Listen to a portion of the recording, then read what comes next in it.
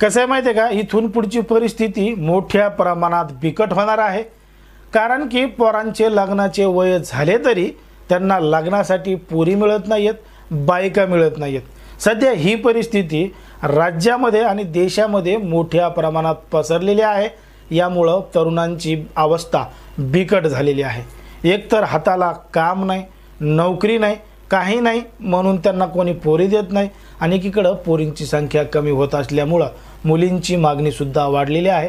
आम्हाला चांगलाच मुलगा पाहिजे, असं पाहिजे, तसं पाहिजे, तशा आशा अपेक्षा मुलीकडच्यांच्या त्यांच्या घरच्यांच्या मोठ्या प्रमाणात वाढलेल्या आहेत। पण मात्र सध्या तरी काही जण पोरगी लग्नासाठी भेटत नसली म्हणून विकत नवरे आणत आहे। कोणी 2 लाख देतंय, कोणी 3 लाख देतंय, कोणी 3.5 लाख रुपये देतंय आणि बायको विकत करून आणतंय। पण मात्र या विकत आणलेल्या बायका किती दिवस टिकतात, किती दिवस राहतात आणि काही जणी तर आर्थिक चुना लावून पळून जातात, पसार होतात। अशा घटना सुद्धा राज्याच्या विविध जिल्ह्यांमध्ये घडलेल्या आहेत।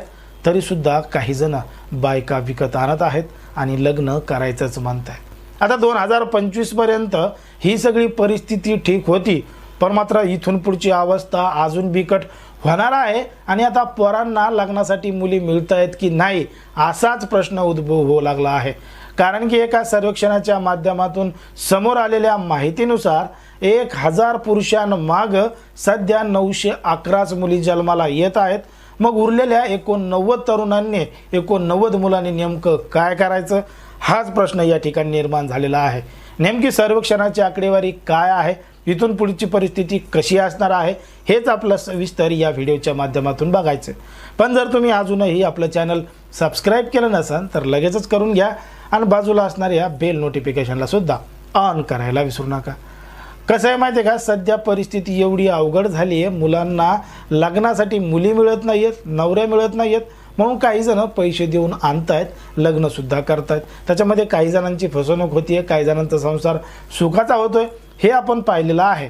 पण मात्र ही परिस्थिती सुरू होण्याची कारण म्हणजे 2012 ते 2020 पर्यंत मुलींच्या जन्मदरामध्ये घट झालेली होती, पण मात्र तेवढी घट झाली नव्हती। 1000 पुरुषांमाग मुलींचं गुणोत्तर संख्या होती ती म्हणजे 934 ते 946। 2012 ते 2020 पर्यंत ही परिस्थिती होती। मग 2012 पासूनच मुली मिळत नाहीयेत, तिथून पुढे लग्नाला पोरी मिळत नाहीयेत, ही अडचण निर्माण झालेली आहे। आता हे सगळं असताना आता 2021 ते 2024चा रिपोर्ट समोर आलाय आणि याच्यामध्ये 1000 मुलांमाग मुलींची संख्या केवळ 911 आहे।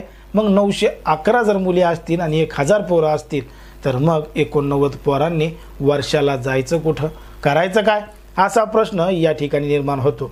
एक काळ असा होता जेव्हा एक पुरुष 2-2, 3-3 बायका करायचा, 2-2, 3-3 लग्न करायचा आणि तेव्हा सुद्धा मुलींसाठी चांगला मुलगा मिळावा म्हणून मुलीकडचे मुलाकडे चक्रा मारत होते। आपल्या पोरीचं कल्याण व्हावं, तिचं चांगलं व्हावं म्हणून तिला हुंडा सुद्धा देत होते। तेव्हा मात्र पोरं आणि पोराकडचे मोठ्या प्रमाणात भाव खात होते की आमचं पोरग असं आहे, आमचं पोरग तसं आहे, आम्ही 2 लाख रुपये हुंडा घेणार, 5 लाख रुपये हुंडा घेणार, 10 लाख रुपये हुंडा घेणार, आम्ही फुकट लग्न करणार नाही असा भाव पोराकडचे तेव्हा मोठ्या प्रमाणात खात होते। हळूहळू काळ बदलला, मुलींची संख्या कमी झाली, मुलांची संख्या वाढू लागली। आता मात्र पोराकडचेच पोरीच्या मागे लागलेले आहेत। तुम्ही 2 लाख रुपये घ्या, 3 लाख रुपये घ्या, पण तुमची पोरगी आम्हाला द्या अशी परिस्थिती आता सध्या निर्माण झालेली आहे। आता पोरीकडचे भाव खात आहेत, आमची पोरगी तुम्हाला द्यायची नाही, तुमच्या पोराला नोकरी नाही, तुमच्याकडे शेती नाही, तुमचं पोरग काही करत नाही, असं काही कारण देऊन पोराला पोरगी द्यायला नकार देत आहेत। त्यामुळं पोरांचे लग्न होणं सध्या तरी मोठ्या प्रमाणात अवघड झालंय।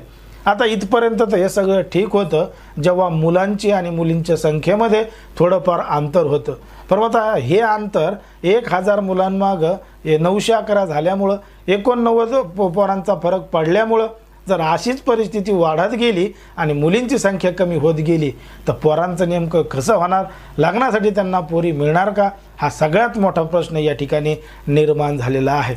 आता अशी परिस्थिती नेमकी कशामुळे झाली, काय झाली, या सगळ्या गोष्टींची कारणं सरकार शोधत आहे आणि सरकार जनजागृती सुद्धा समाजामध्ये मोठ्या प्रमाणात करते। मुलींना शिकवा, मुलींची प्रगती करा। मुलींच्या लोकसंख्या वाढीसाठी सरकार सुद्धा जनजागृती करत आहे, प्रोत्साहन देत आहे। मुलगी जन्माला आली तर काही रक्कम सुद्धा देत आहे, तिच्या शिक्षणाचा खर्च सुद्धा सरकारच उचलत आहे। अशा वेगवेगळ्या योजना सरकार मुलींसाठी आणत आहे। एकीकडे लाडकी बहीण सारखी योजना आहे, महिलांसाठी फुकट एसटीचा प्रवास आहे, मुलींसाठी अर्ध तिकीट आहे। अशा महिलांसाठी मोठ्या प्रमाणात सुविधा असल्या तरी मुली कमी जन्माला येत आहेत।